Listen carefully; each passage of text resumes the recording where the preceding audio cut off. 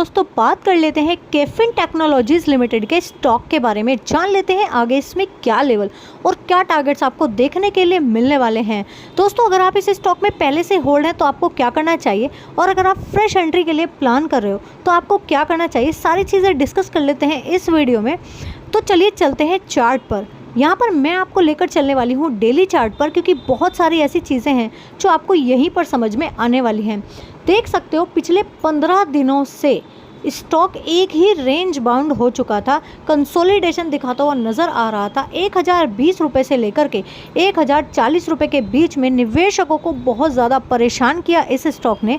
और दोस्तों उसके बाद एक लंबी रैली, एकदम ही स्टॉक 1200 रुपये के आसपास आया और वहाँ से टिकाऊ नहीं रही वो तेज़ी, वापस गिरते हुए नज़र आ रहा है। तो अब सवाल ये आ रहा है कि अब इस स्टॉक में क्या करें और क्या ना करें। अगर आप उस लेवल पर स्टॉक में अपना प्रॉफिट बुक कर चुके हो तो ये आपके लिए बहुत ही ज़बरदस्त मुनाफे का सौदा रहा होगा। लेकिन अगर आपने प्रॉफिट बुक नहीं किया और आपका वापस से स्टॉक उसी रेंज में आकर फंस चुका है, तो दोस्तों मैं आपको बता दूं स्टॉक दोबारा से 1200 के लेवल टच करने के लिए तैयार है। तो अगर किसी ने यहाँ पर प्रॉफिट बुक कर लिया है और दोबारा से फ्रेश एंट्री के बारे में सोच रहे हैं तो ये लेवल आपके लिए एक सही लेवल हो सकता है, यहाँ पर आप एंट्री ले सकते हैं। लेकिन अगर आपने प्रॉफिट बुक नहीं किया था जिसके कारण आप नीचे वापस आकर उसी रेंज में स्टक हो गए हैं, तो दोस्तों आपको बता दूं स्टॉक इस बार भी ऊपर जाएगा, लेकिन अब वो मूव नहीं आएगा, थोड़ा स्लो मूव ऊपर जाएगा। एक खास बात जो इस स्टॉक के बारे में मैं आपको बताना चाहती हूँ वो ये है कि इस स्टॉक में आप अगर रिस्की ट्रेडर हैं तो ही पैसे लगाइए, क्योंकि स्टॉक के वैल्यूएशंस ऑलरेडी बहुत हाई हो चुके हैं। तो दोस्तों इस लेवल पर बाय करना सिर्फ रिस्की ट्रेडर्स के लिए ही सही है। अगर आप नीचे कहीं सपोर्ट लेवल से बाइंग देख रहे हैं तो यहाँ पर मुझे वैसा वाला सपोर्ट दिखाई नहीं दे रहा है। होता है स्टॉक इस लेवल से ऊपर ना जाके बल्कि नीचे की तरफ गिरावट दिखाते हुए नज़र आ जाए, तो आप ध्यान रखें कि 950 रुपये से 1000 के रेंज के बीच का जो है वो आपका सपोर्ट होने वाला है।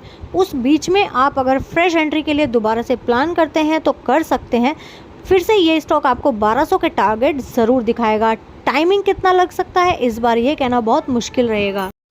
तो उम्मीद करती हूँ आपको सारी चीज़ें क्लियरली समझ में आ गई होंगी, लेकिन फिर भी अगर आपकी कोई क्वेरी कमेंट बॉक्स में कमेंट कीजिए, तुरंत पूछिए। दोस्तों अगर आप किसी भी स्टॉक में स्टक हो चुके हैं जिस पर आप रिव्यू चाहते हैं तो खुलकर कमेंट बॉक्स में अपने स्टॉक का नाम कमेंट करें। जैसे ही हमारी टीम आपके स्टॉक को पिक करती है आपके लिए लेवल और टारगेट शेयर किए जाते हैं। दोस्तों अगर किसी पर्टिकुलर स्टॉक पर वीडियोस नहीं भी बनाई जा पाती हैं तो भी आपने देखा होगा जितने कमेंटेटर्स हमारे चैनल से जुड़े हुए हैं और रेगुलर बेसिस पर कमेंट्स करते हैं उनको निरंतर रिप्लाई करने की कोशिश की जाती है। जल्द से जल्द उनको कमेंट्स को रीड किया जाता है और उनको रिप्लाई करने की कोशिश की जाती है।